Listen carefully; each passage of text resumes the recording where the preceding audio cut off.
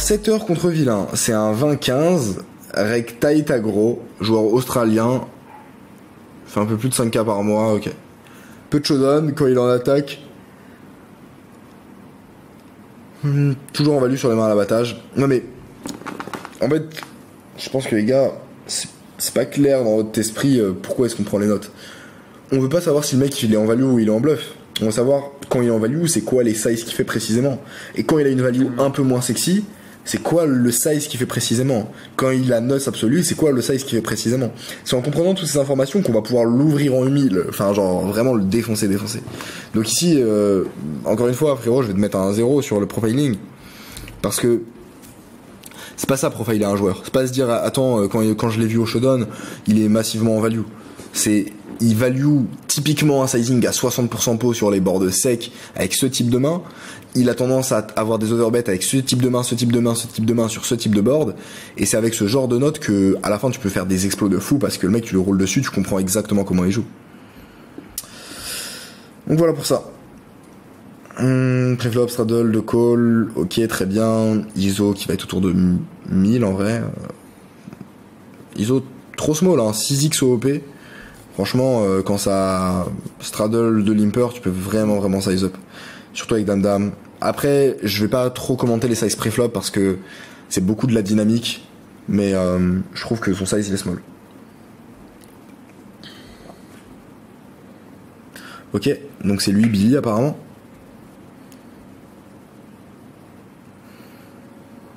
Sa reine c'est valet plus ou as-roi, peut-être as-dame. Ok. A priori on va just call. Très bien.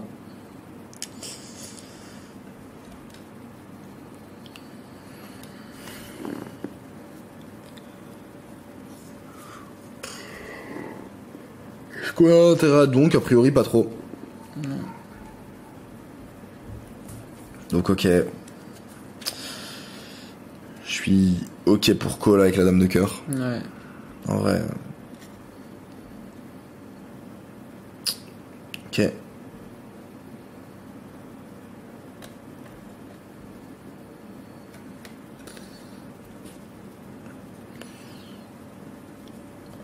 Ok, très compliqué de transformer en bluff.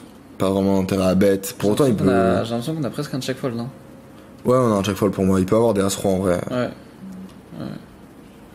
Ok. Ok, good.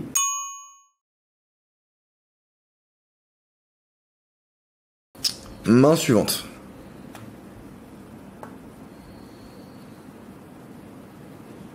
Wow, on a 20 heures avec lui là.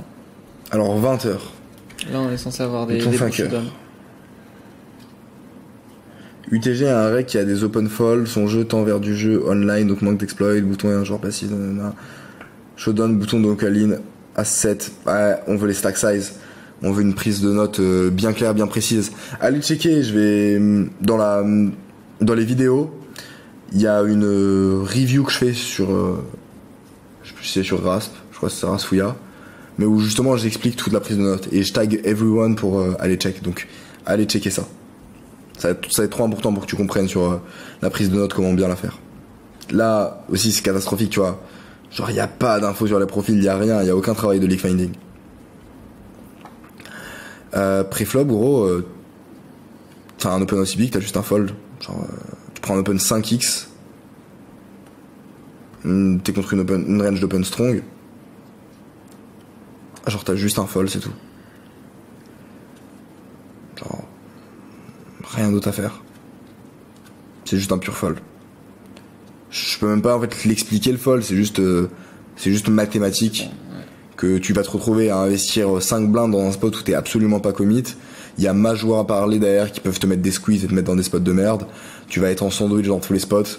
Juste genre mathématiquement, si on calcule et qu'on calcule le scénario avec ton stack size, t'as pas du tout un call. Donc genre juste erreur près, trop loose. Donc ok. As played.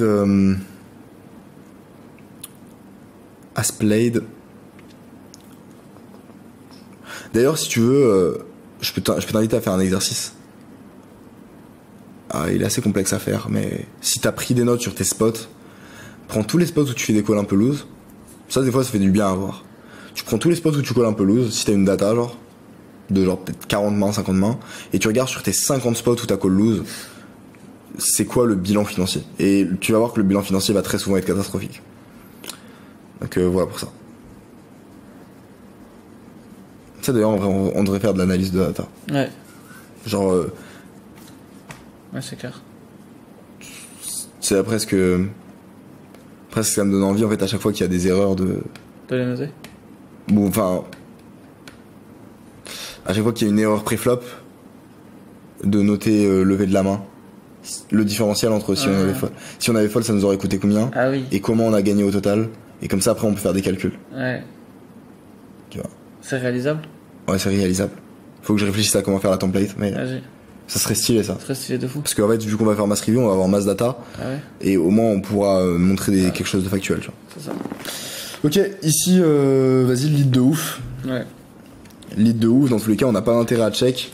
Il y a trop de paires plus draw, trop de mains qui vont call.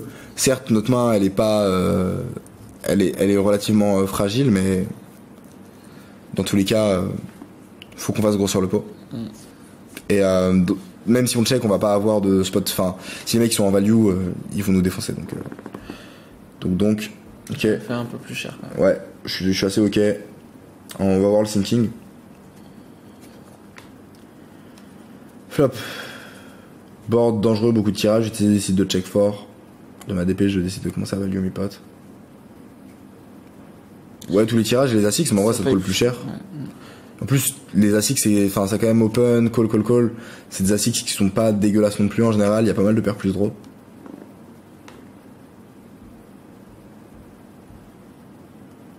Ah, dans tous les cas, au vu des stack size, t'as jamais un fold. En fait, il est all-in, alors que s'il avait 15k derrière lui, c'était quand même différent. Il y a Eddie qui call. Eddie, pour moi, il a quand même pas mal de mains comme As-Roi qu'il peut avoir. Ah mec, Eddie, ça rêve tellement draw. Roi-Dame. Il a pas beaucoup de Roi-Valet, j'ai l'impression qu'il aurait open. Enfin, genre Roi-Valet off, il l'open pas UTG. Ça rêve tellement draw, gros. Genre, bet pas, On est check. garde. Si on retrouve un spot de call, bah pour moi, en fait, on raise. Hein. On est gamme de fou. Pour moi, faut absolument raise ici. Quand UTG call ici, je vois aucune quinte car sur un board pareil, tu as envie de protection. Ah, je suis ok. Moi, t'es tellement bien quand t'es dit. C'est tellement bien, ça regarde, j'avais tellement draw orienté, as roi orienté. Genre, faut genre toujours raise.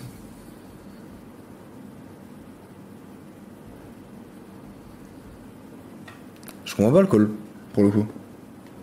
Pourquoi est-ce que ici tu décides de call? Parce que tu vois, ton thinking il est bon, mais le call après, il a pas de sens. Je vois aucun... Ouais, ça. Tac. Ouais, genre vraiment... Quand on a la meilleure main en mise. Surtout que ça range, elle est bien strong. Bon. Ça, c'est sick. C'est sick, il check. Je suis pas d'accord avec le aucun intérêt de mise. En vrai, tu peux bet 1k, le mec il va leur à 0-0 bluff, et tu values les As-Roi, ça te permet d'avoir le lead du spot, et tu pourras revalue river. Mais... quand le mec il reprend pas le lead dans ce spot, je pense que tu vois quand même assez souvent tu peux gagner contre des As-Roi qui plairaient comme ça. Du coup j'aurais pris ma petite dose de value. Genre 1k ça te fait pas de risque, s'il raise il a 0 bluff. Et voilà. Donc ok. C'est compliqué, en vrai bet 500 je pense que ça peut rapporter de l'argent. Encore une fois parce qu'il aura pas de bluff et il y aura des As-Roi, mais là c'est très très close, très border. Ok. Et Dame Valet. Ouais, donc pas mal fast play. Ça tu vois, Eddie, c'est une information qui est trop intéressante sur la manière dont il a joué la main. Genre, il a pas bet double paire en multi-way. Ce que je suis étonné, c'est que j'ai l'impression que normalement, cette main là chez Eddie, on pourrait le savoir en 20 heures de jeu. Ouais, de ouf, je suis d'accord. Ouais, vraiment on raise. Enfin, on a trop d'intérêt à. Même si c'est juste click, mais juste en fait faire grossir le pot, avoir le lead du spot, click, bet small turn. Et même si on a des value cuts de combos comme ça va être trop rare par rapport à tous les combos qu'on value. On veut pas faire trop cher pour pas le faire trop folle, mais au moins on fait grossir le pot. De la même manière que s'il y avait une brique, en fait, naturellement, il aurait check, t'aurais misé à la turn. Bah, de cette même manière, on a un raise. On a un raise ici, donc ouais.